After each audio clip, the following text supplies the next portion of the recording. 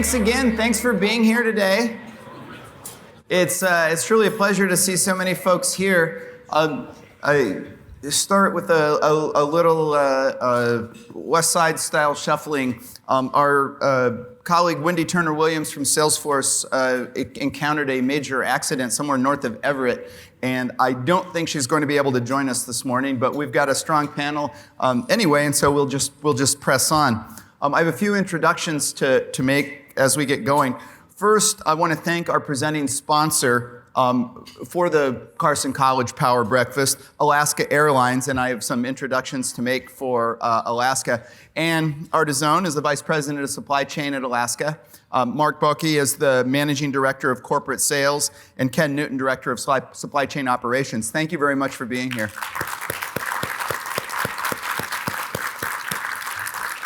We do appreciate your support. Our panelists with us, Kyle Smith from WSU Men's Basketball, Lisa Young, Managing Director of Corporate Partnerships for the Seahawks, and Darren Alger, the CEO of Unify Consulting. Thanks for being here. We'll do a little more by way of introduction in a moment. Also want to introduce Tammy Hosfeld. Tammy, if you could stand. Tammy is the chair of our National Board of Advisors for the Carson College.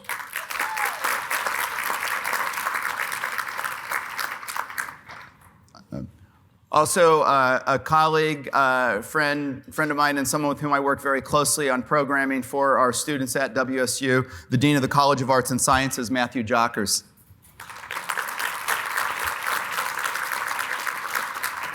I do want to thank our sponsors. In addition to our presenting sponsor, Alaska Airlines, we have a number of other sponsors. Unify Consulting is a sponsor at the gray level, and we appreciate that. Thank you, Darren.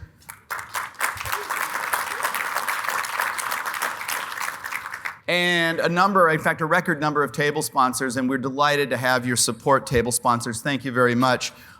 We have table sponsors, BECU, thank you, the Cougs First Organization, McKinstry, Sweeney Conrad, USI Insurance Services, WSU Athletics, Burnson Porter, KPMG, the Seattle Seahawks, US Bank, and Vulcan Incorporated.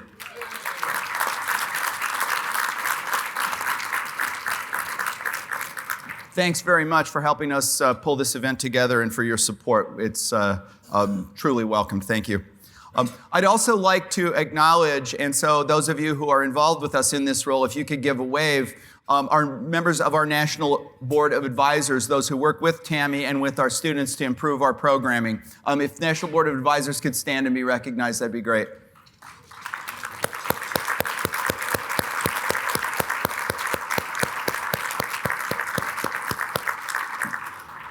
As many of you know by now, we have a number of campuses of the Carson College at WSU across the state, including our Everett campus.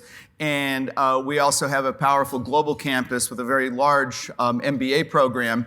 And so we have a number of students here with us from our global campus, from our Everett campus, et cetera. If you're here, give a wave. And if you have a chance to catch up with students or have one at your table, definitely ask them what's going on in the Carson College. Students, it's great to have you here. Let's turn to our program. And I want to introduce our panelists. Starting with closest to me, Coach Kyle Smith is entering his first season as the men's head basketball coach for Washington State University. Before coming to WSU, Kyle's led a number of basketball teams to victory, most recently with 3 straight 20-win seasons at the University of San Francisco and 101 and 82 overall record at Columbia. Kyle has been repeatedly called, especially by me, the smartest coach in college basketball. But his use of analytical approaches to the game of basketball have been coined nerdball, and I think that's even a hashtag now. And I'm really looking forward to Kyle's team hitting the court next month.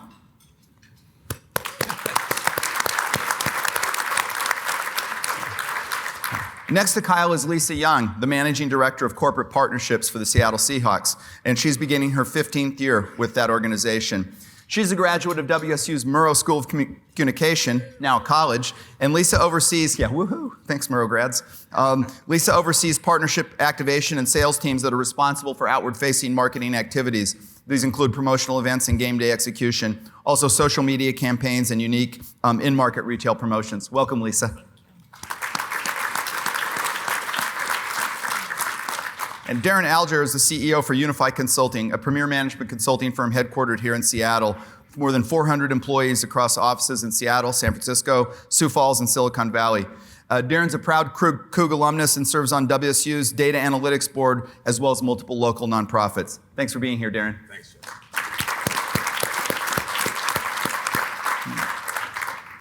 Jeff. We're here with a timely topic in mind. And what I'd like to do is offer a few ideas and questions to the panelists from me, but also make sure that we give the audience a chance to engage and ask questions as well. So if you're thinking of something, I'll give you a shot. We'll have a couple of handheld microphones around. And so be prepared if I start to call in the room. I promise not to cold call anybody, except Glenn Osterhout if he's here. Maybe we could get started by kind of grounding ourselves. So I'll ask each of the panelists in turn, starting with Kyle, to introduce yourself, describe your current role, and then talk briefly about your own and your organization's experience with the data revolution. So tell us about data and basketball, Kyle. I would say that for this room, the best way to explain it is that we're using Moneyball for basketball. In essence, and it actually has its roots with me as a young kid reading Bill James baseball abstract. So it's a way to quantify the intangibles, is the best way to describe it, and try to, I guess it's a little quality control, and also try to transparency for our guys to develop a tight team, and we use it in just about everything we do. Great. Thanks. Lisa, could you describe a little bit about the Seahawks data and your role? Yeah, so we really look at data holistically. So really I'm in the corporate partnerships department and we use data a lot, but really our whole organization, we really look at the data revolution. It's influenced and impacted our business both on and off the field. The ability to synthesize data has allowed us to identify areas of opportunity and a way to understand and act accordingly on key business decisions ranging from player health and performance to setting revenue goals to game entertainment and really our concession and food and beverage program. So we've really been able to take advantage of the information that we have access to in a really positive way. Thanks. Darren? Yeah, I think that really for me, it's starting a data and analytics management consulting firm was really important because our customers are these large customers that have all these federated groups that are siloed, and I call it siloism. How do you bring data together? And how do you really make great decisions as a team when you have business people, technical people, people from different backgrounds?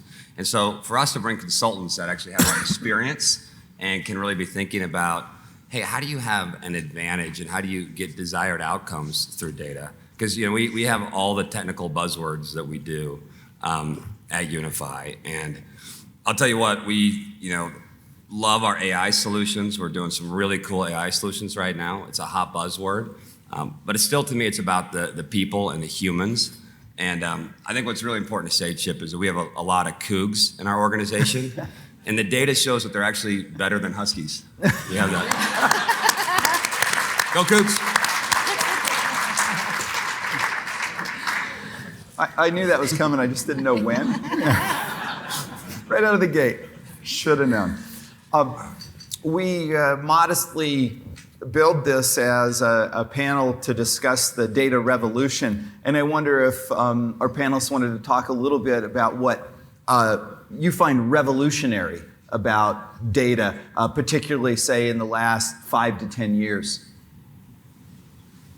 Now, I'll say in the last 2 years, 90% of the world's data has been created. Does everybody know that? I know we've all heard that, but that's insane. The last 2 years. And so we as business people or as sports leaders, you get overwhelmed by all that data. It's very, there's a lot of pressure to be making the right decisions. And to me, I think the one I feel like in order to win, you have to really be leveraging data well. You have to. It's so important. But it's really important for me in the revolution to be thinking more about the humans. What I love is just how much more human psychology and behavior has been coming out. And even I love business books lately because they're showing more about these kind of biases that we have and these kind of false premises that we have. And when you can really leverage all of this data to understand how to bring people together, how to really make decisions that give you an advantage, I think really, being able to show that advantage and do something quickly that your competitors aren't is really the most important thing. Yeah, I'll tell you, we did not have a data and analytics department a few years ago, and now we have 6 people dedicated to digesting and synthesizing all the different data that we're collecting. I think what I've seen as really revolutionary is how quickly we can digest the data and make decisions real time. It's really held us accountable. It holds organizations accountable for making the right decisions without a whole lot of guesswork. And I'll use an example relevant to the Seahawks. We put out what's called a Voice of the Fan survey after every game, and we collect data from our season ticket holders and our fans so that we're able to make decisions on where and what are we serving in concessions. Do people like what our partners are activating on game day, and how do they feel about those things? And we're able to take that data and adjust and make decisions based on synthesizing all of that, which has been invaluable. I mean, for us, our goal is to have the #1 game day experience in sports, and we based on those surveys that go out, last year we were sitting at a number 11 position, and we were able to bump up to the number 3 position in the NFL. And that survey information and that data and being able to look at that and adjust is really in part what's responsible for that jump. Lisa, can I follow that up with a specific question of an example you gave?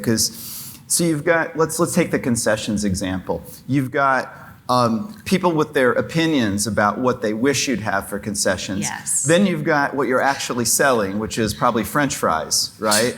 And among other things, we've got a lot of cool options for everyone. How do you integrate the data on what you're actually selling with the survey data where people tell you what they wish they were doing or you were doing? So we actually have a team member who looks at per caps and what is selling and where it is selling. And he can then tell us, okay, these fans really like this kind of wine or this kind of beer, or this hamburger is performing really well in this area of the building. So we actually have that information, and we can look at that the day after the game and move things around accordingly for the next game. And when we're continue to survey our fans, are you liking this? What would you like to see? What do we not offer already that you would want to see at the game? And then we make those decisions. Wow.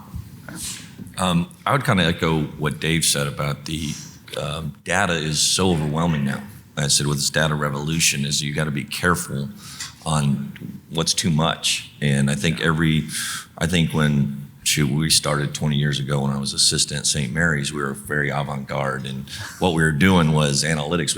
I didn't really know it was analytics till I read Moneyball. I was like, oh, that's kind of what we've been doing, is finding value in things that other people don't see. And there is a public perception or a bias on who you think is going to be good versus what really is good, and that's what we've used. But I think especially in the last couple of years, and I know I don't follow baseball like I used to, but I know they use a lot of the analytics now. When a guy comes up, it used to be batting average, home run, RBIs, now you get OPS. I really don't know what OPS is, but for being nerdball. But by the way, you'd be proud of me. I think I trademarked that. So. Well done. So I'm hoping for the royalties.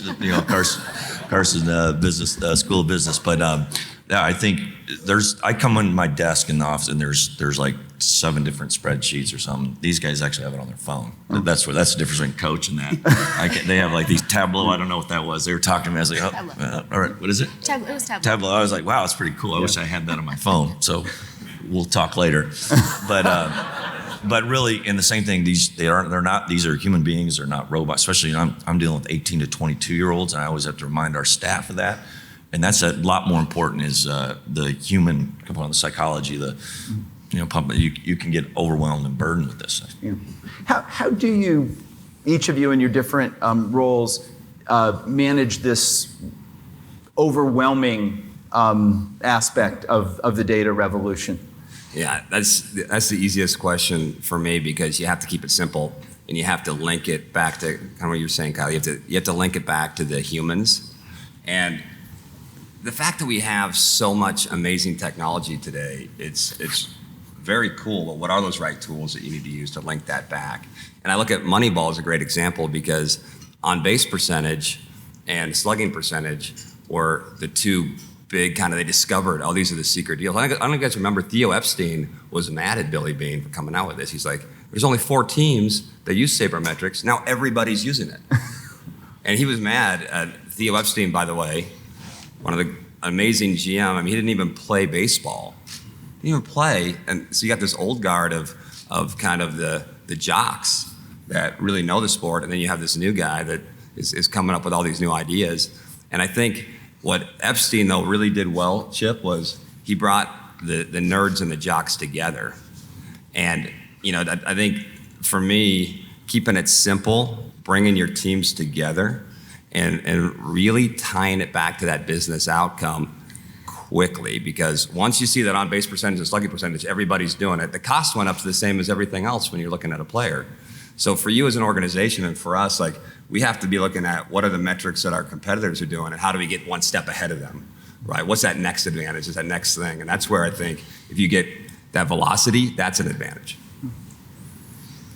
Yeah, I would agree with a lot of what Darren was saying, being able to tie everything back to your core goals and objectives. I mean, we're in an organization, our president, Chuck Arnold, who's here, who's also a Coug, everything we do, we measure and we benchmark, and how are we performing against other NFL teams, and we're fortunate that we have access to, me being in a revenue generating department, we have access to see what other teams are doing in corporate partnerships and where are they driving revenue, so that we can say, okay, where do we fall? Where do we rank? We need to be here. We need to be here. Not necessarily number 1, but we need to be top 5 in these certain areas. And being competitive, of course, we do want to be number 1 in everything. But being realistic, I think.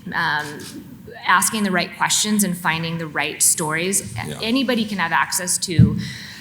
I mean, you could go down the rabbit hole with data, but knowing what you're looking for and what makes sense for your business objectives, I think, to Darren's point, keeping it simple and breaking it down into actionable steps is really the key to being successful with using data. I've experienced. Yep, less is more. Yeah. In a lot of ways, and that's the challenge, is what's really important. And for our organization, we emphasize that our analytics really make us hard to beat, is the best way to say it. So our emphasis, we really chant before we go on the floor: defend, rebound, take care of the ball, and those 3 things. And like with baseball's on-base percentage, I think in basketball, one of the key things, and I don't mind sharing the information. I don't understand why Billy Beane did in Moneyball, because he had a small market team and he basically said, Yankees and Red Sox, here you go, here's the puzzle. I don't mind sharing ours because it's pretty complex. I don't think coaches can let go as much. It's kind of the beef with Art Howe had with Billy Beane, and that I'm a coach. It's hard to do because most coaches are very controlling and want to do that and use all these things, these tools. But I think it's really getting back to selling what our guys, what's important, and simplifying things for them. So mindful of the fact that you may not want to give away all your competitive tricks, I wonder if you could share with us, maybe each of you, one highlight of your work with data that you found to be a driver of success. Is there something specific we can really get our hands around? I'll take it. I don't know if, we'll see if this answers, but this is, when you introduce this to, especially in sports, we have like 50 categories we do it, and to get buy-in's tricky because there's going to be pushback from players, and there is actually a pecking order within the natural order when they're playing basketball, who's the best player in this guy, and it really turns that on its head sometimes. And so the first time we implemented it, even our staff was split on, this can't be right. This guy was an all-league player. How can we be finishing 10th in our stats or whatever? And I'm like, I don't know, but I got to roll with it because I sell it really hard. If I don't put him on the second team, I don't do this, we just lose the organization completely. We lose everything that we're talking about. And that's going to be my challenge the first year at Washington State, because we have a narrative, certain guys that are returning starters that have produced, and they got to earn it here in the next 5 weeks. So that's the hard part. That's why I say I don't think many coaches will do it. But we did the first year, like we put it in, and I had like 3 starters in that second group, and we said, well, we got a Saturday, we scrimmage, we play, let's see what happens. And I'll be honest, I wasn't sure. I wouldn't know. We had officials out there, and the groups that have been doing that statistically had done well just buried the guys. And so to the point where our staff's like, I'm like, same thing. I said, well, let's run it back. Maybe it wasn't a big enough sample size. Really, seriously, it's like, and we ran it back, and it was the same result. We even stopped it at halftime, and it was like, wow. And so that was a great moment for our, like, okay, maybe we stumbled onto something. Right. Now let's build it out. Let's just keep going. And some of those guys are on the second team. They're what we call growth mindset. They start seeing, well, these are areas that we can get better at, and the transparency, and they grew and we got better. That's amazing. It's shocking. I love that, Kyle, because I think so many people, we want to hold on to what we want to be true and we think is true, or we spend a lot of money on our time and effort on this. And I think that's the one thing I can say is the key actionable measures. We call them CAMs that you were talking about. If you have all this data and you're actually not going to take action after it, why are you looking at it? Why are you looking at data if you're not going to do something with it? And then to your point, you've got to ask, is it true? Is it true? And that's where I see a lot of people make mistakes, because this is the way we've always done it, or this has to be true. When you experiment, like that's the one thing, if I could tell everybody here, man, just really ask, is it true? Let's experiment with it to make sure that it is true, and then make sure we take action after it. Chip, I think if you do those 3 things, you're definitely going to be ahead of your competition. I would say an area where our organization has really excelled utilizing data has been in the sports science. Again, another one of those groups of people that did not exist 5 years ago, and now we've got a whole floor dedicated to sports science, and we've been able to work with partners and companies like Boeing and Microsoft, and most recently Amazon Web Services to capture and measure different data sets from how our players are sleeping, what are they eating, how are they feeling, muscle agility. The trainers can gather information when our players come into the building. They have an opportunity to tell us how they're feeling and rank, how did you sleep last night? How are you feeling today? Different attributes to their health, and then we can take that data and look at it and say, okay, these guys need to do XYZ today, or these guys should sit out of practice, and really allowing us that competitive advantage to keep our players healthy and preserve their ability to perform on Sundays. And that's really been invaluable, and that department continues to grow, and what those guys are doing is, mind blown. So nobody asked me any other questions about it. Well, I think that's I won't be able to answer them. But Darren's going to ask you a question. Well, no, but I think that's such a good example, because I think typically there's this kind of old school football way of, well, the players just have to go practice and be tough, and they got to go tough through it. And then when you actually look at the data, letting them recover and maybe not doing as rigorous of workouts and getting your product, you're spending multi-millions of dollars on these players. It blows my mind. And being able to actually keep them on the field and really use your data that way and take action that way, I think that's an amazing example. Yeah, along the same lines that we always talk about, you're going to achieve what you emphasize. And in the science, this is hard for coaches, because we used to get up at 6 a.m., do conditioning, and that toughness. And the idea is that the study says, like, sleep's one of the most important things, period. So now I don't do that early morning stuff. And we go on the road, we'll sleep in because of recovery, nutrition, hormones, and some I'm not comfortable with. But in the same, and nutrition's important. So, and I think when guys used to go lift, they didn't think about this, but we have nutrient. You fuel before the lift, during the lift, and after the lift, and to get the most maximize everything else. So it's like things that we didn't think about as being an old school coach, doing things right, but it's like, well, the data, the science says this, which would be counterintuitive to what I'm like, hey, let's get them up 5:30, let's make them and there is value in that too. They do, and we'll use it when necessary. Yeah, you are speaking to a breakfast crowd here, Kyle. Yeah. So. No, it was a 7 a.m. tip-off here I was like, hey. I didn't run the analytics before we scheduled the breakfast. So flipping that around, I wonder if, and again, I'll push you guys a little bit, but sometimes, as Darren said, is it true? Sometimes it's not. I wonder if you could share with us an adventure in analytics that you maybe went down a path and it didn't work out very well. You thought, oh, this is a great use of our data, and actually it took us in a direction that wasn't as successful. What did we learn from those? I got an easy one. Okay. All right, so first year at San Francisco, and this is where my own pride got in the way. When I was hired, I was like this offensive guru, Mr. Whatever. We scored a lot of points, really efficient. And here at the San Francisco team was terrible defensively. Went from 291 and 58 to 58th best team in 1 year. I shocked myself, all right. So, and I don't really consider myself one of the others, so we're good defensively. So that next year, we have this matrix or whatever.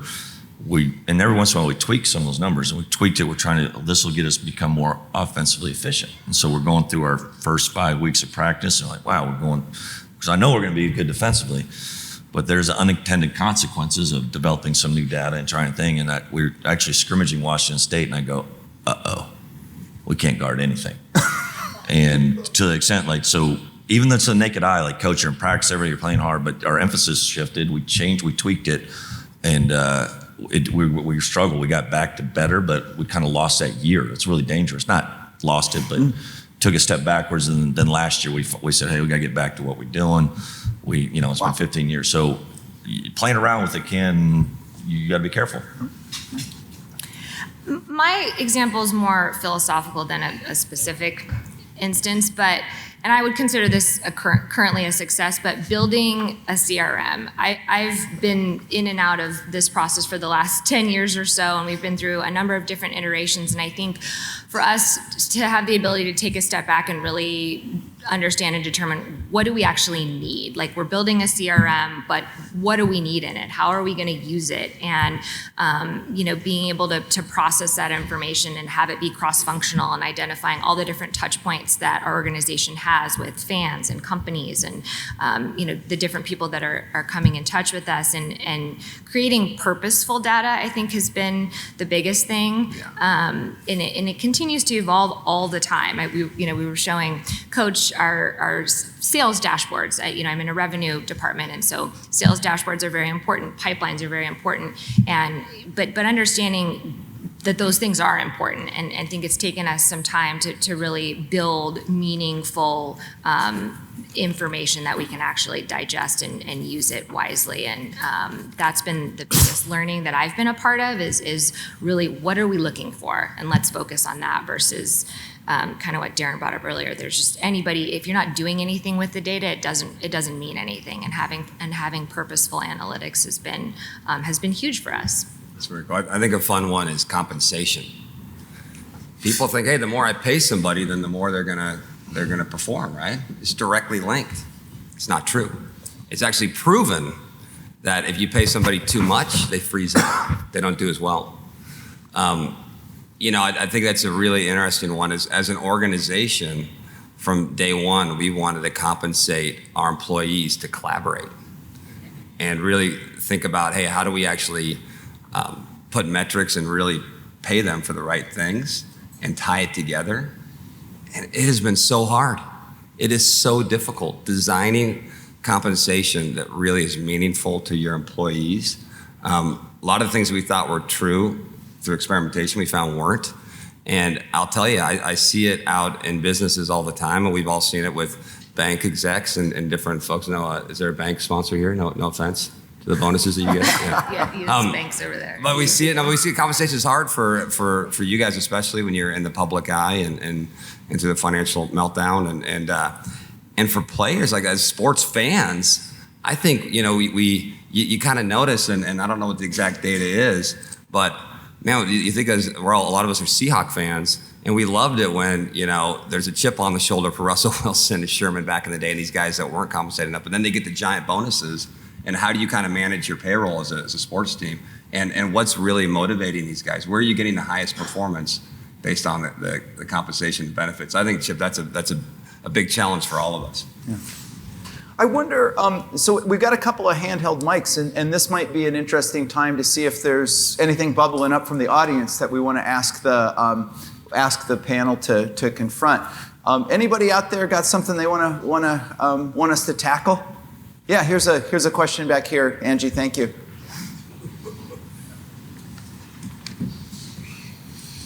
Yeah, so I actually work at Tableau Software. We do have a mobile application, so Coach Smith, we got to get you on that. I use it and I love it. Season's coming up quick. So basketball-related question. As the data revolution has gone on for quite a few years now, every coach is gathering data. How do you further differentiate yourself from a recruiting standpoint when all the data is out there, top-tier institutions have access to that same data. They can go down the list, recruit those top individuals. What are some of the intangibles you are looking at, and how are you gathering that data? Regarding specifically data, I don't think it's actually as organized and as you would think, because we use a lot of different things as far as just the recruiting. I don't want to go too deep, but I have a director of analytics, and he's been with me, I don't know, 8 out of the last 10 years. He graduated from Columbia in 2.5 years. And wow. Wait, I didn't even know he went to class, because he was like in our office all the time. And he's come up, I say it's an algorithm. I don't even know what an algorithm is, to be honest. But he designed something based on, you got your EYBL circuit, you have your Adidas circuit, you have your Under Armour circuit, you have FIBA South America, FIBA Europe, and he's been able to do, based on history and what production and those things. And so I think we're ahead of the edge, and you talk about the jobs I've had where we have your this online presence of 5 stars and this and that, and we're always looking for value. And I've been at jobs where it's going to be really hard. So the University of San Francisco is going to be really hard to attract 5-star talent. And Washington State's different. We're going to get 5 stars, but right now maybe it's going to be a little trickier. So we have to find, and that's what it exposes that for us. This won't make much sense, but there's a guy we're recruiting that's a 113.0 rating and a 24 usage, and his recruitment right now is at a mid-major level. But those numbers tell us at the level he played at, that those numbers, there's value there, and then there's other things you got to scrub down and get to it. But it kind of leads us a little more direct in finding those guys. People say diamond in the rough. They're really, to us, they jump out, and that's really what the data does. Okay, and then again, when everyone else, and I've done this is hard even for me. I had a guy this year we recruited. Numbers said everything good. My eye test passed. He wasn't getting the recruitment. I'm like, what's going on? I started to doubt myself. So it's even hard for me when all the numbers are saying, all the data points are saying, good, good, good. Then he showed up on campus. It's pretty good. So I feel good. Cal, do you use the PER, the player efficiency rating? Is that kind of? A little bit. We use our own internal one. That's with our own players, as I say, PER. PERs, and what's tricky in basketball is it's really hard to find defensive measurement, a way to really do that. PER is almost exclusively based on scoring, rebounding. Those are the inefficiencies, because that's what everyone, I say in recruiting, you're going to see the guy that everyone can identify, the guy that jumps high, really athletic, all right, but the inefficiencies are feel, guy that can really share the ball, and and what you're evaluating these guys is very selfish, not very team oriented. These groups of guys that aren't playing together that much. So it's finding those guys they're really undervalued. So hopefully but we do use PR to answer your question. Darren, have you guys thought about using analytics to recruit the next generation of consultants for Unify? Oh, we absolutely do. A lot of it, though, for us, comes down to, I think the one thing that we haven't talked much about, too, is having discipline around your data decisions. And that's hard. It's hard to really have that. Once you kind of realize what we're looking for in an employee and what makes a consultant great, and we distill that data, when we're hiring people, a lot of times it's like, man, they just have this technical skill that we really want, or they have this thing that we really want. But if they're not, we now go really into recruiting for people that are willing to do a lot of different things, and we look for people that have this kind of fun-loving attitude, and we actually distill what that means and break it down. And we spend a lot of time and effort, because we want a consultant that is actually going to come out and not only be, super technical and super, really just good at what they do, but also really be able to connect with other people, kind of bring a certain attitude and show up a certain way. Which then I think you're bringing this full circle, Chip, is why Cougars become better employees, because we're just naturally amazing. Go Cougs! Other questions from the room? Thank you for that question. Other ideas from the room or things you want the panel to take? Here's a question up front. Oh, and one in the back as well. Yeah. Okay, taking the one in the back first. Hey, Val. Hi. So for smaller organizations, for organizations that can't hire their own data scientist, what advice would you give them about getting into analytics?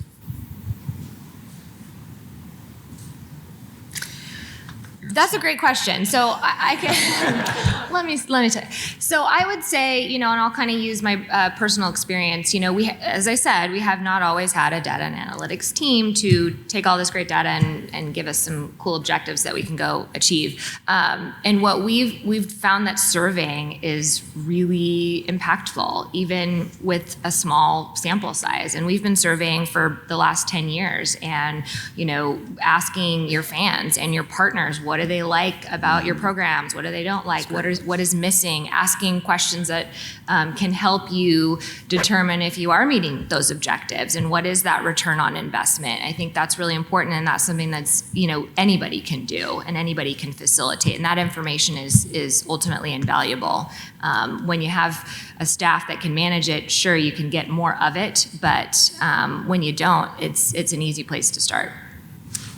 Yeah, and what's cool about that's a great answer, by the way. And what's cool about 2019 and in the future is that a lot of the tools and a lot of the algorithms are out there. They're public. They're shared, right? So there's not such a total high value on these folks that can kind of create these algorithms and create that. It's more about what do you do with it. So I'd encourage you to kind of really be thinking about the business value and then reverse engineer it. You can go back and you can get some of the more technical things pretty easily these days, but it's still the high values on exactly what you're talking about is understanding what the customer wants or whatever your business objective and outcome is and going back from there.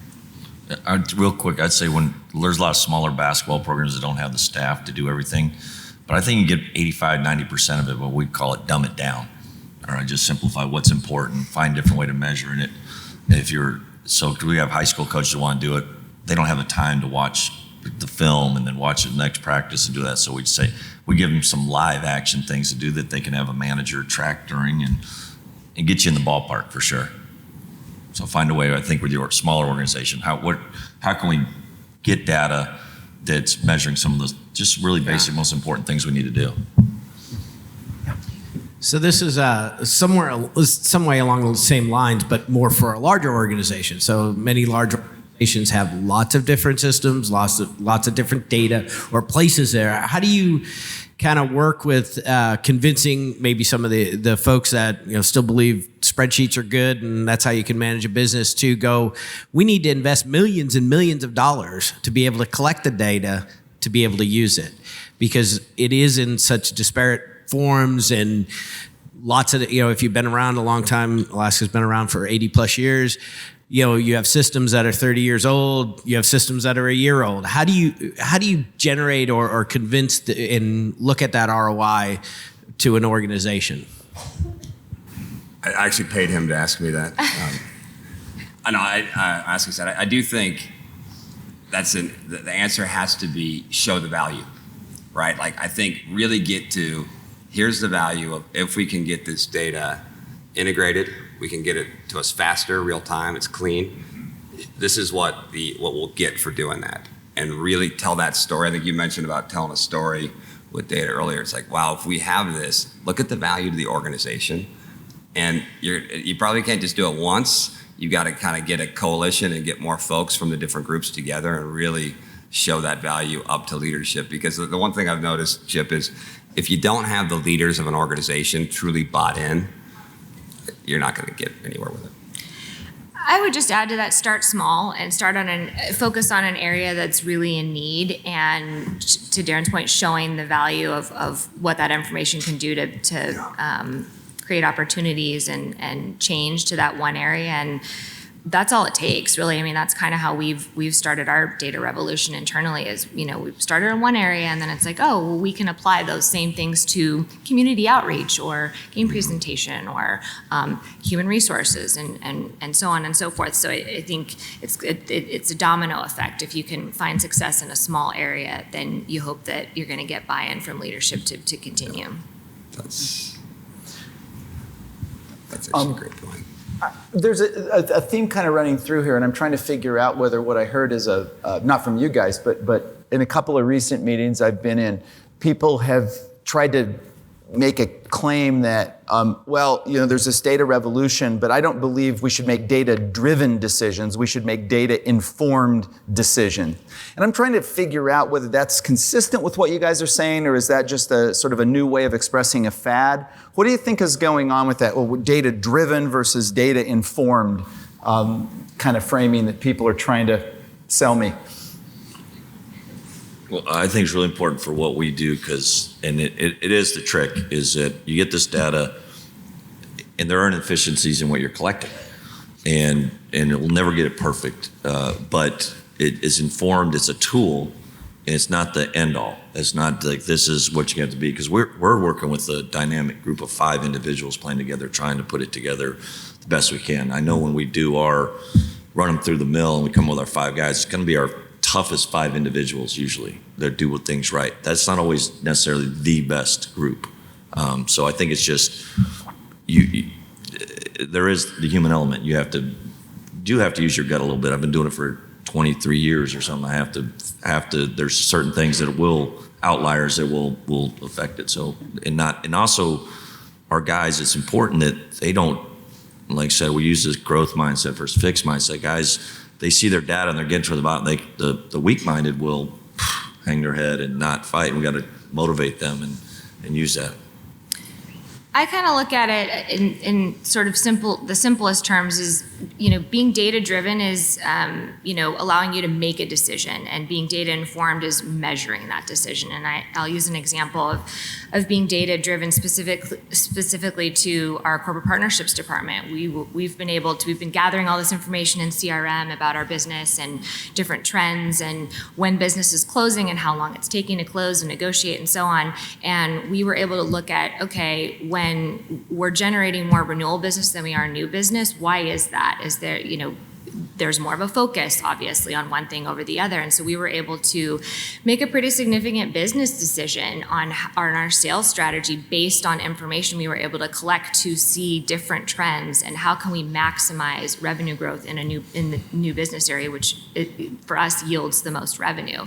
So we were able to make a data-driven decision based on an assumption with information to support that. And I think, being data informed is more building a deeper understanding. You're measuring and acting on a decision. That's kind of how I look at it. Yeah. Hi. My quick question is, when you have all this data and it's internal, you've looked at it, do you cross-reference it against maybe it's too much information, would be social media information? Does that help you maybe make a decision between one thing or the other, or do you just say, you know what, that's just too much? Did you say social media? Yeah. I'm maybe the last coach. I do not have Twitter. I do not check it. I do not look at it. And I feel very complete and happy.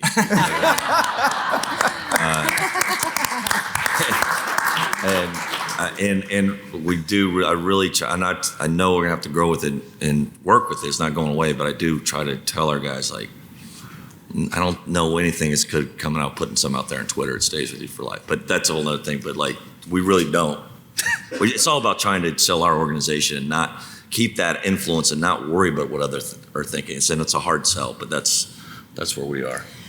I would agree. I mean, you focus on what you have control over, but I also think it's important to acknowledge the negative and to understand what it means to you and how you can use that to excel and create an opportunity. And sometimes it's things you don't want to hear, and it's hard, but you have to be willing to take it head on and, okay, why is, in our world, why is this fan mad at us for whatever reason, and how do you fix that? Because everybody counts. And social media is tricky because you're going to get positives, you're going to get negatives. But I do think it's important to take it for what it's worth, but to not turn a blind eye to it and acknowledge it so that it can help you grow. Yeah. I mean, part of kind of what you're talking about earlier is I've been working with large companies my entire career, and some of these investments that have been made in tools and technology are so expensive, and the cost of changing that is so high. And what gets me super excited is that now moving into almost 2020 is we actually have a lot cheaper solutions, and you can actually just leapfrog from your old systems and use something. Have you guys heard of the cloud? Yeah, it's just, I don't really know what it is, but I know, but we I'm just kidding. We help a lot of companies leverage the cloud and those investments. And then you start looking at social media these days, and back to kind of the cost and really looking at your ROI and that financial impact you can get from leveraging social media. I would say, yeah, I mean, not just reference it, but any way that you can leverage social media to help drive your business, to help market, get your message out, bring in customers or bring in folks to support what you're doing. It's, I think it's a huge advantage again. I really think you gotta be doing it.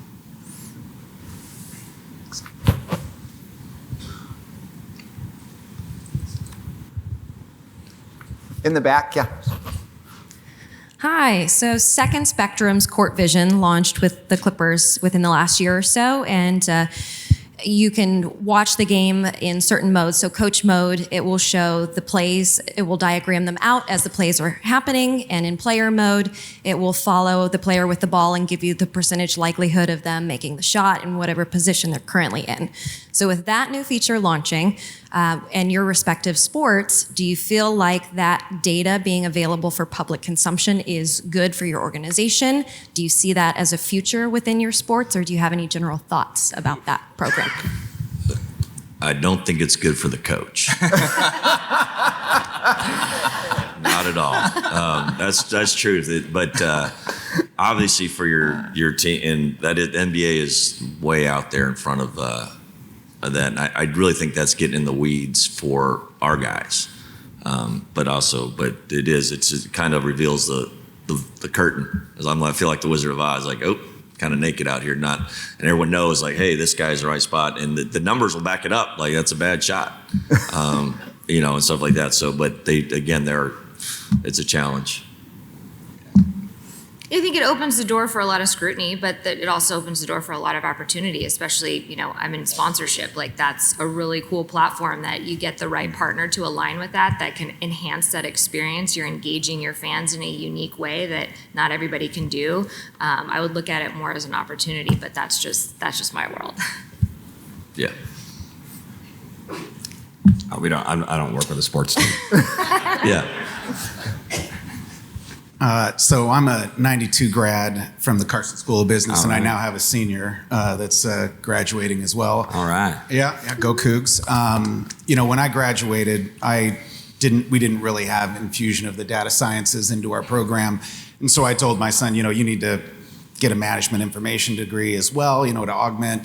But I'm wondering how much of maybe a two-part question, some for you and some for the panel, how much of the data sciences do you see being infused into the young graduates that are coming out from Washington State in particular, but other colleges? And Chip, do you guys really strive to try to put that into the program so, although it may not be their primary degree, we feel like everybody's at least conversant in what we're talking about today? Yeah. Yeah, it's something I'm very passionate about. I just love what the school's doing with the data analytics program. It's the first program that's really trying to go across academia and really, you look at something that I've just noticed the last few years is that our really technical data analysts, our data scientists, man, they have to really understand business. They have to get the business deal anymore. Like, it doesn't matter how great their technology skills are or how great they are at it. If they don't really get that business link and apply it, they're not going to be successful. And so when we developed the curriculum for the Data Analytics Board, it was with that in mind. These guys are getting unbelievable technical skills, R, Python, C++, but also just a lot of SQL and just great skills on the technical side. And they're getting a lot of the business training that's so important. And so I think to answer your question, what's really cool about this program is you can go take a different major, but still take a few classes in this area. So you may not want to get the data analytics degree, but man, there's some of these classes that you can pull. So you think about your student, like, man, this is going to really help you get a job. I don't know if you guys have seen the study. Next year, 2020, there's going to be 2.3 million data and analytics jobs in the U.S. 2.3 million. I mean, it's just spiking that way. Good question. Yeah, I guess I could say a little bit about where Washington State and the Carson College are headed. One of the reasons Dean Matt Jockers joined us today is he's really leading WSU in the area that Darren was just mentioning. Our data analytics program is one of the few degrees at WSU that isn't located in a particular college. Matt's leading it, but it brings together classes and faculty and students with from lots of different areas, different colleges, whether it's business or arts and science or engineering or the College of Agriculture, wherever they might come from, and then land in this major that is going to bring different kinds of tools together. And so that's an exciting initiative for Washington State, and it's just getting off the ground under Matt's leadership.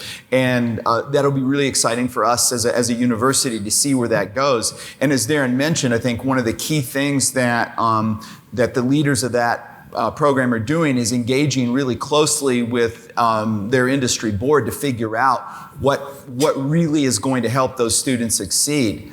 And so that's an exciting thing that WSU is doing. In the Carson College, similarly, we're seeing the same demands from industry, and it's really critical that our students are job ready and being able to launch toward career success in the long term.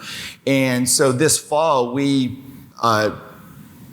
debuted a really significantly revised undergraduate program for all our business and hospitality business majors across the board. And a piece of what's going to happen in that is in their sophomore year, they'll be introduced to some modules that we didn't used to offer for sophomores, including one in using data to make decisions and another one in data visualization.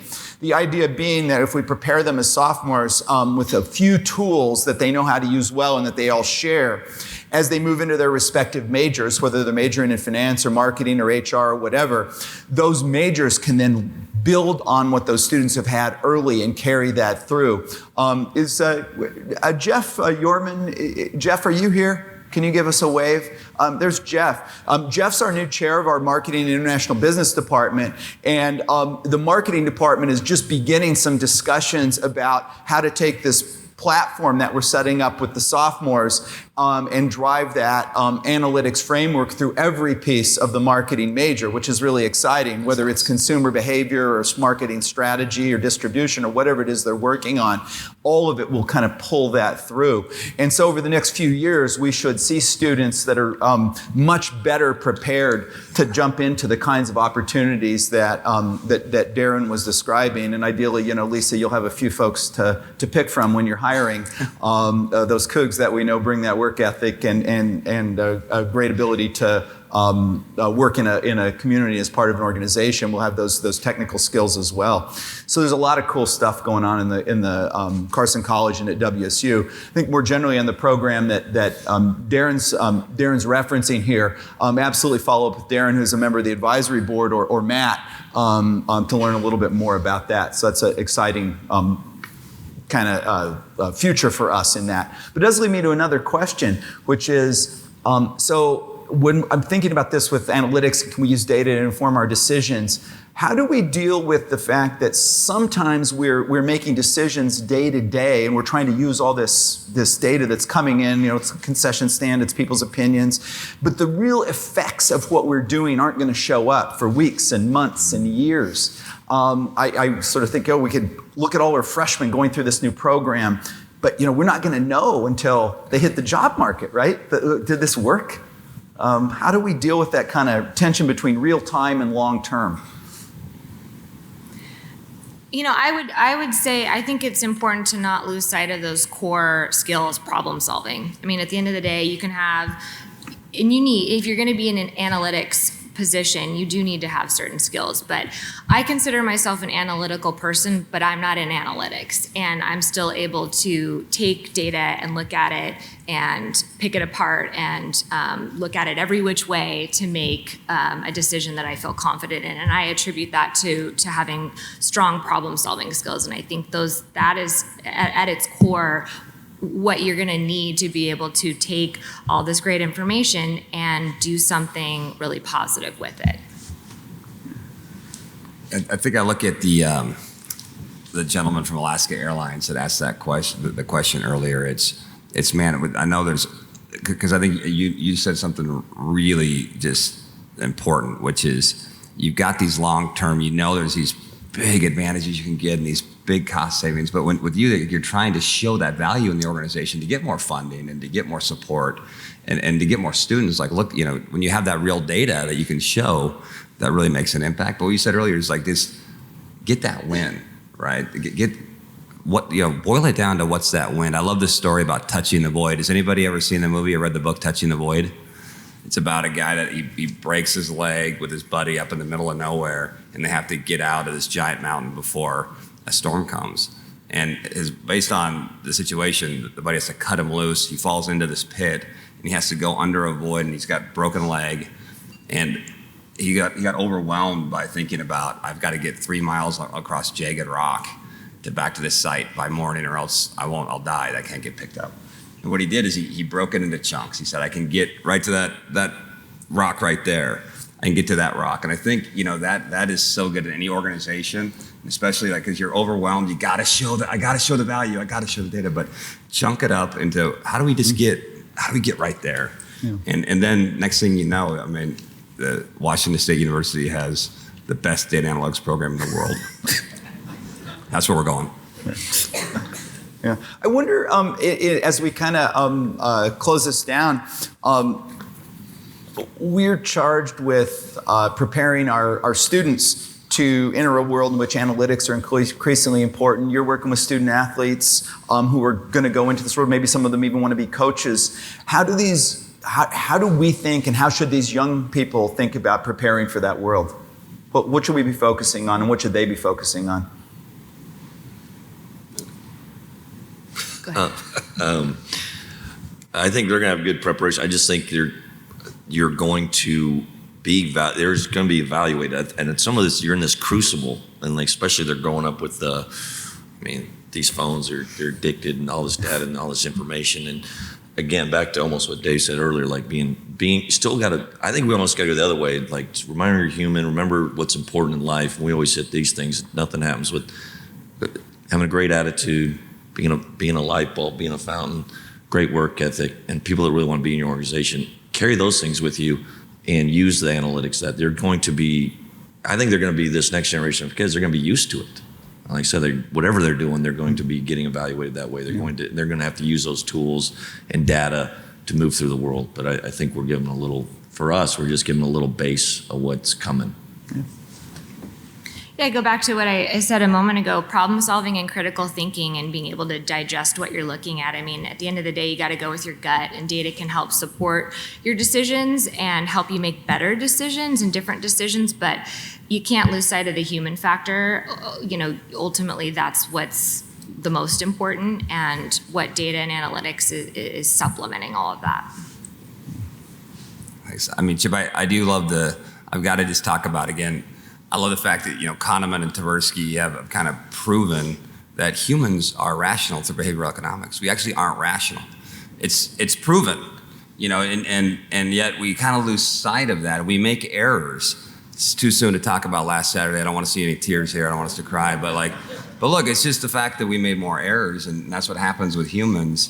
That was the difference. And really, I think understanding that, and especially, I think with kids too, I just know I have so much respect for what you're doing, because you think about just the depression and anxiety that's kind of going on, but that they're also kids. Their brain isn't developed yet, right? And the prefrontal lobe isn't developed until you're 23. And so, just understanding that, I think, is huge. No, ironically, you mentioned that we've when I was especially at Columbia in this generation, like the depression, the anxiety, the stress, and we worry about, actually, we put them in this, like I said, they're under such a microscope. Yeah. That I said getting back, and I would say that prepare everyone for who you're hiring and that stuff, that there is such more accountability, I think, in this deal. You have to be careful of that. Yeah, and I think what you're talking about too is like the predictive analytics there, right? Kind of knowing that these things are going to happen, knowing they're going to be under the microscope, and then preparing for that. Yeah, I think we're uncharted waters a little bit too. We don't know what the repercussions of, like I said, knowing everything and measuring every, instead of winning decision. What we're saying is winning decision, losing decision. That matters, and being prepared for that. Yeah. That's really helpful. I think as we've gone through our attempts to improve our program in the Carson College, listening really carefully to what employers are looking for, we're hearing that as well. And a lot of what we hear is, the technical side of this, we definitely want to stay modern, stay up to date, make sure students are informed, but it's truly soft skills, being able to work in teams, understanding yourself, your strengths and weaknesses, those kinds of things that are going to be really critical and even differentiating. And so how do we raise that awareness and help students develop without doubling down on the pressure that doesn't help them really develop themselves? It's a great challenge, I think, for all of us. So look forward to us continuing to improve on that as well. Well, with that, I know folks have to get to work. Don't leave yet, panelists. But I wonder if everyone could join me in thanking Darren, Lisa, and Kyle.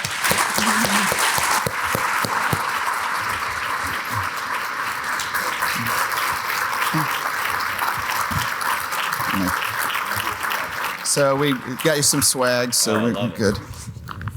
Thank you very much. Thank you. Yeah, you're all set. Again, I want to thank all of you for joining us today. There's a lot going on at WSU and in the Carson College of Business right now. As I mentioned, we're really excited that we have introduced I think some dramatic changes in our undergraduate program that will really help launch our students for success. And we greeted this year's freshmen with this new set of requirements. It's not like we're not doing anything for the upperclassmen. We just can't change the rules on them. So we're offering a lot of this stuff even for our upperclassmen. But with our freshmen, we are excited about this program, which we refer to as the next Carson Coug. It's got a hashtag too. So stay with us and watch these students as they grow and succeed. We're also very excited about our online programs, particularly our MBA, which is nationally ranked, most recently 13 in U.S. News for online programs nationally. So we're really rolling in the Carson College and at WSU right now. And I think the energy in the room and the fact that we've got so many people here so early in the morning tells you a lot about who we are and where we're going. So I really appreciate Tammy's leadership on our national board, and again want to thank our table sponsors today. Help us build the room and build the support for events like this. We're a statewide university and a statewide college of business. It's very important that we make sure we're not locked in Pullman or on our other campuses, but that we're here in the heart of Washington's economy, doing what it takes to make sure that we're doing the right things for our students to make sure they're prepared to succeed. And so I guess I'm hoping that while we're over here on the west side now, hope that we'll see a lot of you, particularly Cougar alumni, in a month. October 19th is WSU's homecoming this year. And for us, it's a special homecoming because it'll be the 5th anniversary of us naming ourselves the Carson College of Business, and we're going to celebrate that. With that, some of us will be able to hang around a little bit and chat, and I know many of you have actual jobs to go to, so I want to thank you for coming, and again, thank our panelists.